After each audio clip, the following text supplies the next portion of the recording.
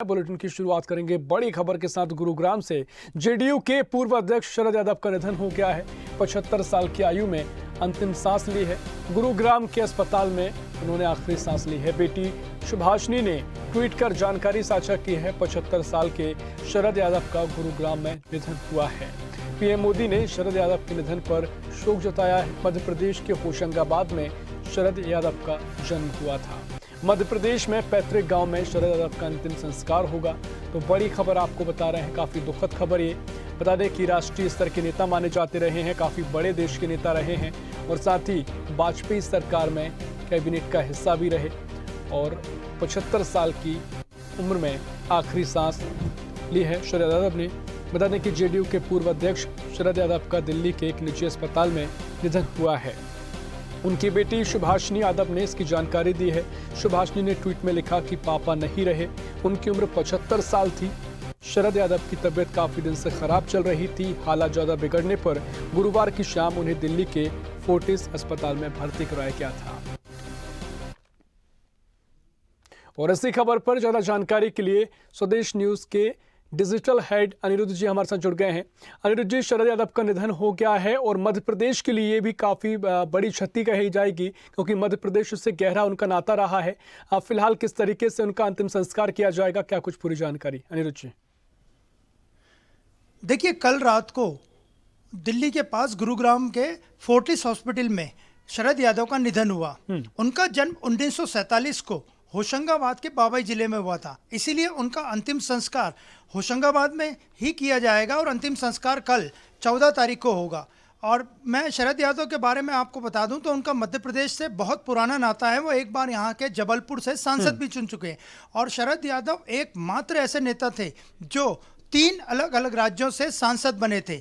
मध्य प्रदेश के जबलपुर से, उत्तर प्रदेश के बदायूं से और बिहार के मधेपुरा से वो सांसद रह चुके हैं। वो 7 बार लोकसभा के सांसद रह चुके हैं। वो राज्यसभा से भी सांसद रह चुके हैं और एनडीए के वो कन्वीनर थे। जब वाजपेयी जी की सरकार थी उस वक्त के बाद भी वो एनडीए के कन्वीनर थे। और जहां तक मध्य प्रदेश की बात करें तो शरद यादव के निधन पे मध्य प्रदेश के मुख्यमंत्री शिवराज सिंह चौहान, प्रदेश अध्यक्ष वीडी शर्मा सहित तमाम बड़े नेताओं ने उनके निधन पे, शरद यादव के निधन पे उन्हें श्रद्धांजलि अर्पित की है।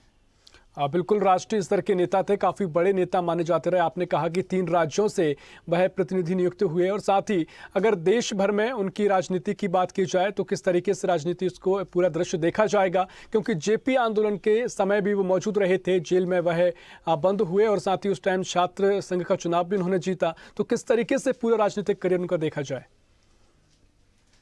देखिए, शरद यादव मुख्य रूप से समाजवादी विचारधारा से जुड़े हुए नेता थे। बाद में उन्होंने अपना खुद का जेडीयू बनाया, लेकिन उनकी जो विचारधारा थी वो समाजवादी विचारधारा थी, जो उनके रहन सहन से भी स्पष्ट रूप से झलकती थी।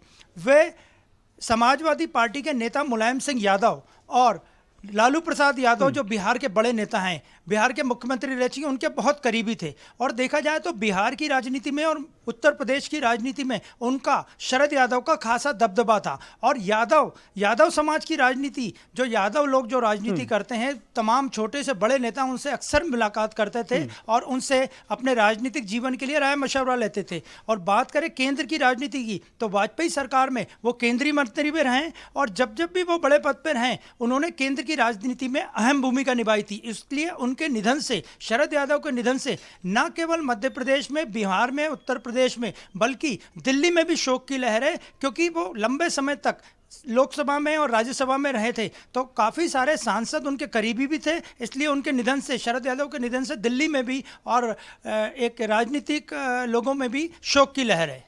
बिल्कुल, बड़े नेता थे, देश भर में शोक की लहर है और मध्य प्रदेश के लिए भी काफ़ी गहरी क्षति है। बहुत शुक्रिया आपका जानकारी साझा करने के लिए। अगली जानकारी आपसे लेंगे। बता दें कि आपको शरद यादव का निधन हो गया है। 75 साल की उम्र में अंतिम सांस ली है और अपने पैतृक गांव में उनका अंतिम संस्कार किया जाएगा।